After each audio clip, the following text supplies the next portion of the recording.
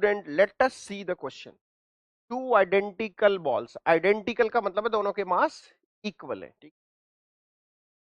Having velocity of 0.05 metre पर second and minus 0.0।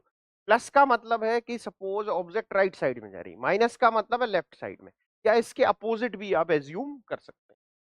Respectively collide elastically in one dimension, the velocity of B and A after the collision respectively will be।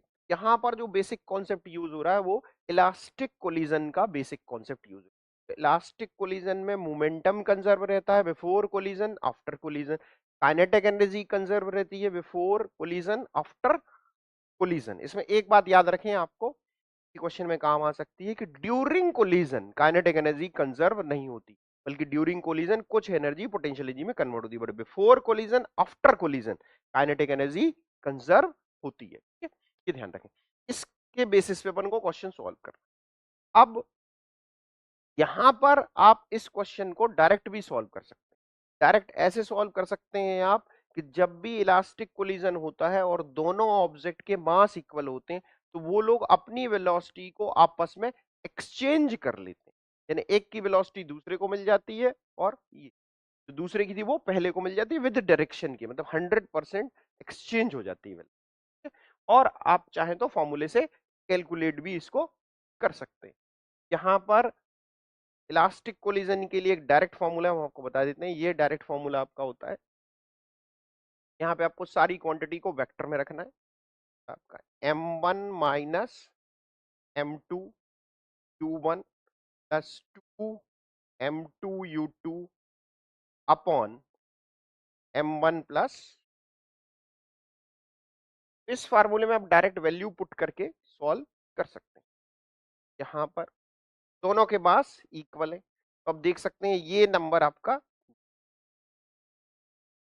अब यहाँ पे 2 m2 तो इसका मास m है, u2 ध्यान दें u2 upon m1 plus m2 तो ये 2m हो जाएगा, तो ये कैंसिल हो गया, यानी v1 एग्जैक्टली किसके इक्वल आ गया, u2 के इक्वल आ गया।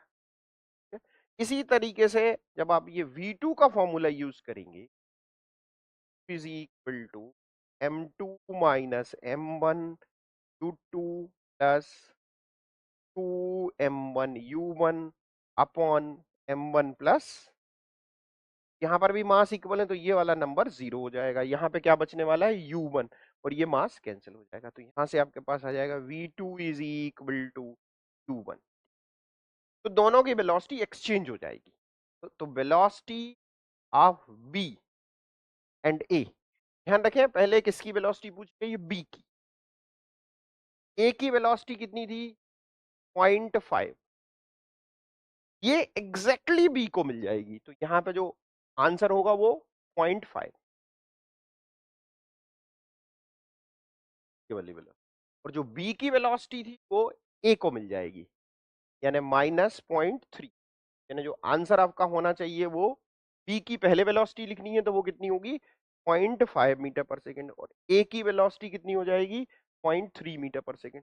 इस तरीके से जो फाइनल आंसर आपका होगा वो कौन सा होगा, डी। यहाँ पे